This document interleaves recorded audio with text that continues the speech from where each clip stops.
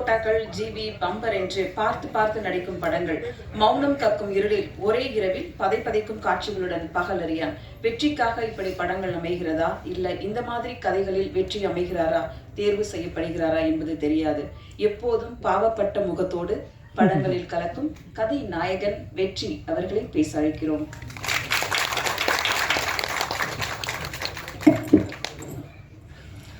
அனைவருக்கும் வணக்கம். ரொம்ப நாளைக்கு அப்புறம் அவங்களாம் சந்திக்கிறதுல சந்தோஷம். எங்களோட ஃபங்க்ஷனுக்கு நாங்கள் கூப்பிட்டதுக்கு உடனே ஓகே சொல்லி வந்த பேரரசு சார், சுப்பிரமணியம் சிவா சார், அப்புறம் உதயகுமார் சார், அத்தனை பேருக்கும் என்னோட மனமார்ந்த நன்றி தெரிவிச்சுக்கிறேன். பகலறியான் ட்ரெய்லர் சாங்ஸ்லாம் பார்த்துருக்கீங்க. இது வந்து முழுக்க முழுக்க ஒரே ஒரு நைட்டில் நடக்கிறது. கிளைமேக்ஸ் ஒரு சீன் மட்டும் நாங்கள் டே டைமில் ஷூட் பண்ணோம். ஸோ இந்த கதையை வந்து ஃபஸ்ட்டு கிஷோர் தான் என்கிட்ட சொன்னார். அவர் தான் என்கிட்ட நரேட் பண்ணார். நரேட் பண்ணும்போதே எனக்கு கதை ரொம்ப பிடிச்சிருந்தது. கண்டிப்பாக இந்த படத்தில் நான் பண்ணுறேன், வேறு யாரெல்லாம் பண்ணுறாங்க அப்படின்னாரு. இவங்க தான் பார்த்துட்ருக்கோம் அப்படின்னு சொல்லி தான் ஸ்டார்ட் பண்ணாங்க. ஸோ கிஷோருக்கு முதல்ல என்னை உள்ளே கொண்டு வந்ததுக்கு நன்றி சொல்லிக்கிறேன். அடுத்தது நம்ம Murugan sir, producer cum director come actor. So 3 வேலையை ஒரே ஆளாக ஒரே ப்ராஜெக்டில் பண்ணுறது எவ்வளோ கஷ்டன்றது எனக்கு நல்லாவே தெரியும். நான் ப்ரொடியூசருக்கும் ஆக்டராக இருந்தது எவ்வளோ கஷ்டன்றது எனக்கு தெரியும். இதில் அவர் டைரக்ஷனும் பண்ணியிருக்காருன்ற போது அவர் எவ்வளோ கஷ்டப்பட்டுருக்காருன்றது எனக்கு தெரியும். ஸோ முருகன் சார், உங்களுக்கும் ரொம்ப நன்றி. என்னை இந்த உல்ஃப் கேரக்டரில் உட்கார வச்சு நீங்கள் ஒரு நம்பிக்கை கொடுத்ததுக்கு ரொம்ப நன்றி. அடுத்தது டிஓபி அபிலாஷ். யார் டிஓபின்னு கேட்கும்போது இந்த மாதிரி மலையாள படங்கள் நிறைய ஒர்க் பண்ணியிருக்காரு, தமிழுக்கு இதுதான் ஃபஸ்ட் படம் அப்படின்னு சொன்னாங்க. ஒரு டே டைமாக இருந்தால் பரவாயில்ல, டே லைட்டில் நம்ம ஷூட் போயிடலாம்.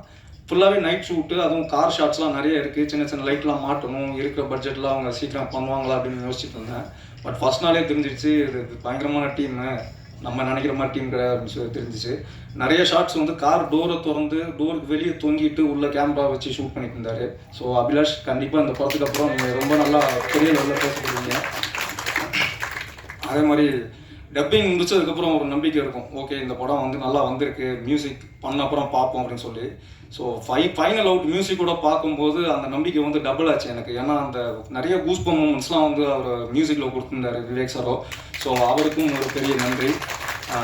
கடைசியாக என் கூட ஒர்க் பண்ண அத்தனை ஆர்டிஸ்ட், அக்ஷயா இருக்கட்டும், தீனானா இருக்கட்டும், நசீரா இருக்கட்டும், அப்புறம் கோபியாக இருக்கட்டும், எல்லாருமே வந்து படத்துக்கு என்ன பட்ஜெட்டு என்ன தேவையோ அதுக்கு ஏற்ற மாதிரி ஒர்க் பண்ணாங்க. எனக்கு இது வேணும் அது வேணும்னு கேட்டு அந்த ஸ்பாட்டில் வந்து தொந்தரவு பண்ணல. எல்லாமே நைட் ஷூட்டு, நிறைய கொசுக்கடி, கேரவான்லாம் பெருசாக இல்லை. ஸோ எல்லாருமே வந்து படத்தோட அவுட்கமுக்காக தான் ஒர்க் பண்ணாங்க. ஸோ எல்லாமே சொன்ன மாதிரி ஒரு ஃபேமிலியாக தான் ஒர்க் பண்ணோம். ஸோ எல்லாருக்குமே நன்றி இந்த படத்தில் ஒர்க் பண்ணதுக்கு. யாரையாவது பேர் விட்டுருந்தா மன்னிச்சிருங்க. எல்லா நல்ல படங்களையும் மக்கள்கிட்ட பெரிய லெவலில் கொண்டு போய் சேர்க்கறது பத்திரிக்கை தான்.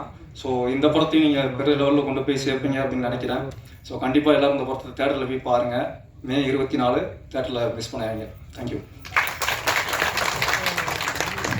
நன்றி. இறுதியாக பேச அழைக்கிறோம். இவர் பேச்சில் பேரரசு, செயலில் திருப்பாச்சி, நடிகர் இயக்குனர் பேரரசு அவர்களை பேச அழைக்கிறோம்.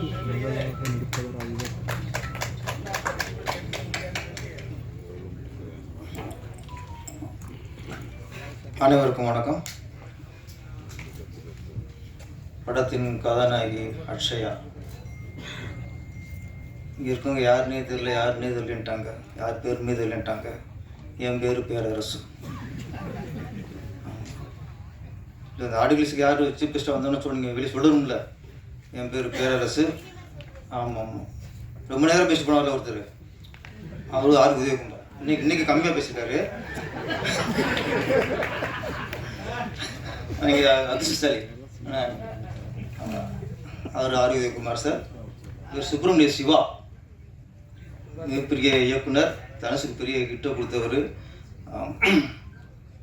பேர் தெரிஞ்சிருக்கா சொல்கிறேன். அப்புறம் உதயகுமார் சார் சொன்னார், நேற்று எனக்கு முருகன் ஃபோனில் பேசினார், இன்றைக்கி நான் வந்துட்டேன் அப்படின்ட்டு. சுப்பிரமணிய சிவா நேற்று பார்த்தாரு, இன்னைக்கு வந்துட்டார் அப்படின்னாப்புல. என்னைய பார்க்கவும் இல்லை, என்கிட்ட ஃபோனில் பேசவும் இல்லை. நான் ஏன் வந்திருந்தேன் இல்லை, அதான் கூப்பிடாம வருதா? அதுக்கு மரியாதை வேணாமா? இல்லை, தலைவரை கூப்பிட்டாரு நீங்கள். சரிப்பா, நல்ல படமாக இருக்கும் போல இருக்கு, நீ வந்துரு அப்படின்ட்டாரு. அதனால் நம்ம அழைக்காமலே நிறைய படத்துக்கு வந்துடுவோம், அது நம்ம கடமை. இந்த படத்தின் தயாரிப்பாளர் இயக்குனர் முருகன். முருகன் அப்படின்னாலே யாம் இருக்க பயமே, அது வாசம் வந்துடும், இப்போ ஞாபகத்துக்கு வரும். பயமறியான், முருகன் வந்து பயமறியான். ஆனால் இப்போ இயக்கிய படம் வந்து பகலறியான். பகலறியான் நல்லா தெரியும், மீனிங் தெரியும். பகலே பார்க்காதவங்க தான். இப்போ உள்ள காலகட்டத்தில் நிறைய பேர், இப்போ பசங்கள்லாம் உதயசூரியன் பார்க்குறது இல்லை, உதயத்தையே பார்க்குறது இல்லை. எந்திரிக்கிறதே 9 மணி 10 மணி. ஒரு இந்த உச்சி வெயில் தான் பார்க்குறாங்க நிறைய பேர். அது பகலறியான். சினிமாவில் நிறைய பேர் பகலறியான் யாருன்னா மியூசிக் டைரக்டர் தான். அவங்க நைட்டில் ஒர்க் பண்ணுவாங்க, பகல்லாம் தூங்கிடுவாங்க. நம்ம விவேக் எப்படின்னு தெரியல, பகல் அறிவீங்களா? அப்படி தான், நைட்டு தான். பகல்லாம் ஓகே, அவரு பகல் அறியான். இப்படியே நிறைய பேர் பகல் அறியான் இருக்காங்க. இந்த படத்தின் கதையை தெரிஞ்சு போச்சு, ஒரே இரவில் நடக்கிற கதை அப்படிங்கிறனால ஓகே, அவரும் படத்தின் கதாநாயகனும் பகல் அறியான்.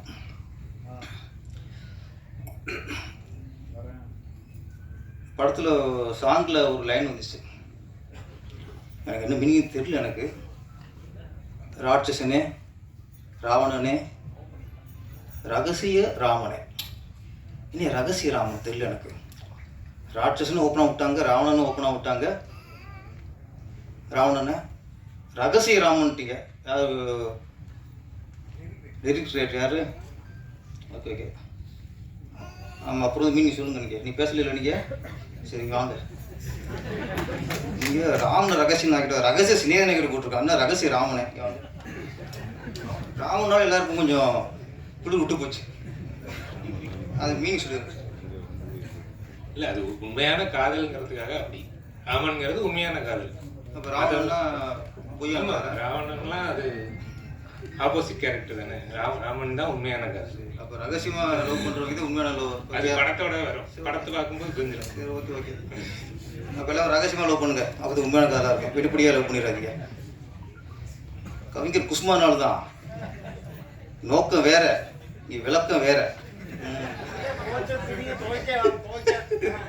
அது சுத்தமாக இருக்கா சொன்னேன். துவைச்ச துணி துவைக்கலாமனா டெய்லி துவைச்சு தந்தையானாலும் கசக்கி கட்டுங்கிறத நான் அப்படி சொன்னேன். அது வந்து அரைச்சமாக வரைச்சது தான் குளிக்கும், நல்லா பொங்கி வரும் இட்லி. ஆமாம், அப்படியே வச்சிங்கன்னா இப்போ இட்லி பொங்காது, அரைச்சமாக அரைச்சிட்டே இருக்கணும். ஆமாம், அதெல்லாம் இந்த ஒன்று ஆரம்பிப்பாங்க. ஏற்கனவே நம்ம ஒன்று சொன்ன உடனே சிலர் பேரரசன் ஆபாச பாடல்கள் அப்படின்னு லிஸ்ட்டு போடுறாங்க இப்போ. ஏன்னா அவன் சமயம் பார்த்துருக்கான், எப்படா மாட்டுவான் அப்படின்ட்டு. ஆமாம், இங்கே தமிழகம் கொண்டாடுற மிகப்பெரிய கவிஞர்லாம் என்னோட மோசம் எழுதியிருக்காங்க. நான் லிஸ்ட்டு போடுவேன். அப்புறம் என்ன அப்படிலாம் இருக்குது. கவிஞர்கள் வந்து சிச்சுவேஷன் எழுத மாதிரி பாட்டு எழுதுவாங்க.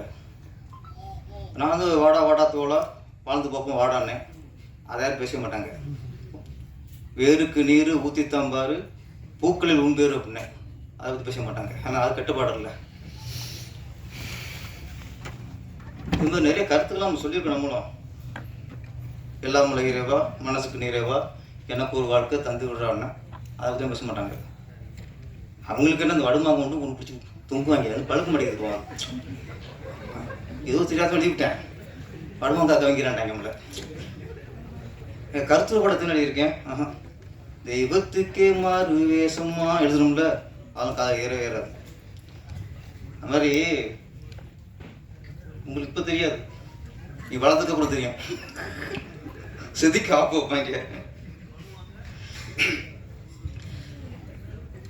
இந்த படத்தில் இசை நல்லா இருந்தது. அப்புறம் கதாநாயகி சுக்குமசி வந்து ஒரு நல்ல விஷயம் சொன்னார். கண்ணீருக்கு மதிப்பே இல்லை, அது விட மதிப்பில்லாது. அதுவும் பெண்களோட கண்ணீர் வந்து அதுக்கு அது மதிப்பு அளவிட முடியாது.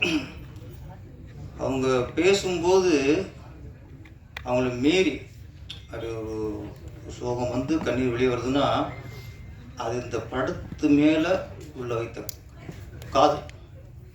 இந்த படத்தில் அவங்க கதாநாயகில் ஒட்டினவங்க இல்லையோ இந்த படத்தில் ஒட்டியிருக்காங்க. இந்த படத்தில் ஒரு இன்வால்மெண்ட்டு, இந்த படம் நல்லா வரணும், ரொம்ப நாள் போராடி படம் முடிஞ்சுன்னு நினைக்கிறேன், அந்த ஆதங்கம் அது வந்து இல்லை எமோஷனாக அவங்க வார்த்தை வராமல் எழுதிருக்காங்க. அதுவே ஏன்னா என்ன சொல்கிறேன்னா, நிறைய ஆடியோ ஃபங்க்ஷனுக்கு கதாநாயகியே வர்றதில்லை, சம்பளம் அவங்களோட முடிஞ்சு வச்சு வர்றதில்லை. இங்கே கதாநாயகி வந்து அவருக்கு கண்ணீரும் வருதுன்னா உண்மையிலே நீங்கள் பெரிய மதிப்புடைய கதாநாயகி. அப்போ நான் அவங்கள ட்ரெய்லரே ரொம்ப ரொம்ப கவுன்ஸ் பார்த்து இருந்தேன். கரெக்டாக சோனியா அகர்வாலில் அவங்க மாதிரியே இருக்காங்க, அவங்க தங்கச்சி மாதிரியே இருக்காங்க. சோனியா அகர்வால் வந்து ஒரே படத்தில் மிகப்பெரிய ஹீரோனி ஆகிட்டாங்க. அந்த சோனியா அகர்வால் ஃபேஸில் அதில் அழகு என்னென்னா, கண்ணு இல்லை, மூக்கு இல்லை, வாய் இல்லை, அவங்க ஃபேஸில் ஒரு சோகம் இருக்கும், அதுதான் அவங்க அழகு. இவங்களுக்கும்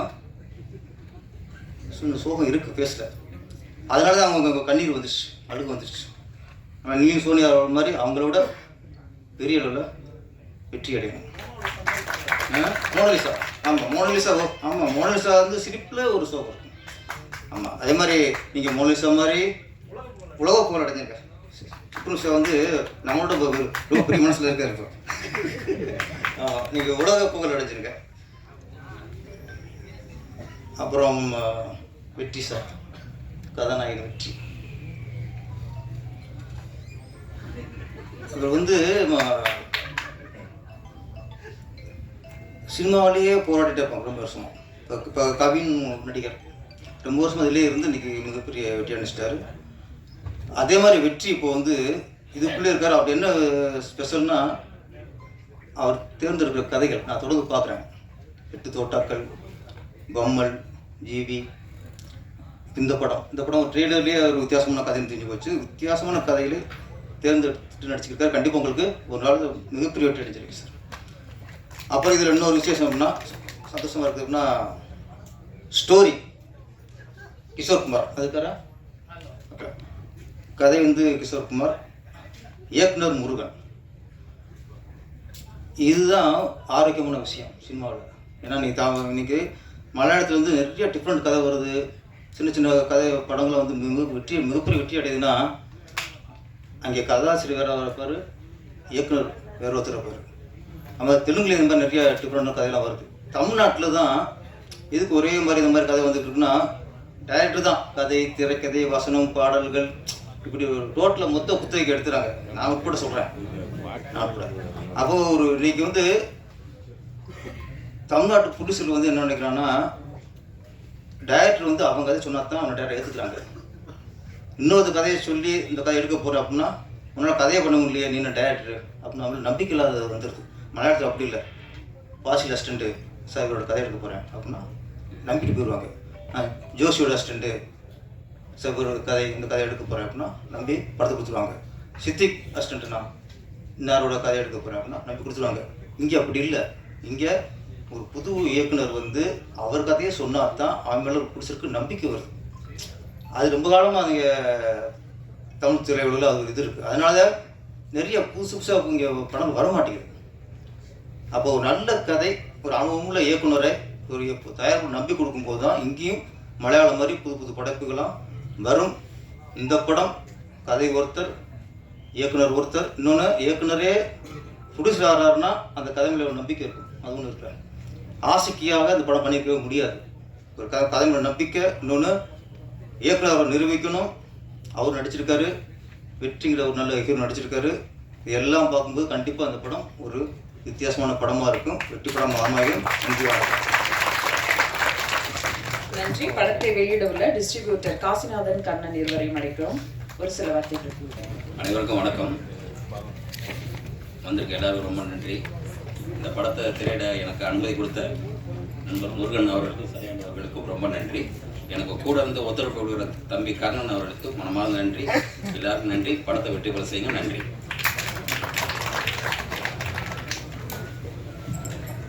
இயக்குனர் முருகன் அவர்களின் குரு ரஜினி ரமேஷ் டான்ஸ் மாஸ்டர் அவர்களை ஒரு சில வார்த்தைகள் பேச அழைக்கிறோம். இன்னும் 2 பேர் தான் பேசணும், நம்ம பிரேக் கொடுத்துடலாம். மேடையில் வந்திருக்கும் பேரரசன் சுவர்ணா, வெற்றி. இந்த கதையினுடைய மிகப்பெரிய வெற்றின்னா வெற்றி தான், அது சொல்லவே முடியாது. அவர் ஒத்துழைப்பு கொடுத்தது அக்ஷயா அவர்களுக்கும் நன்றியை தெரிவிச்சுக்கிறோம். இந்த முருகன் இந்த படத்தில் வந்து எவ்வளோ கஷ்டப்பட்டாருங்கிறது எனக்கு மட்டும்தான் தெரியும். இத்தனைக்கும் இந்த விழாவில் ஃபேமிலியை கூட்டு வரல. என்னான்னு கேட்டேன், என்னுடைய கஷ்டம் உங்களுக்கு தெரிய வேண்டாம்னா அப்படின்னாப்புல. அதனால் ரொம்ப கஷ்டமாக இருந்தது. இந்த கஷ்டத்துலேயும் முருகன் வந்து இந்த படம் வெற்றி அடையணுங்கிறது என்னுடைய மனமார்ந்த நன்றி. வணக்கம். ஒரு குரூப் போட்டோ. பகலரியான் இசை வெளியீட்டு விழாவிற்கு வந்திருந்து சிறப்பித்த அனைவருக்கும் அன்பு நன்றி. Thank you so much.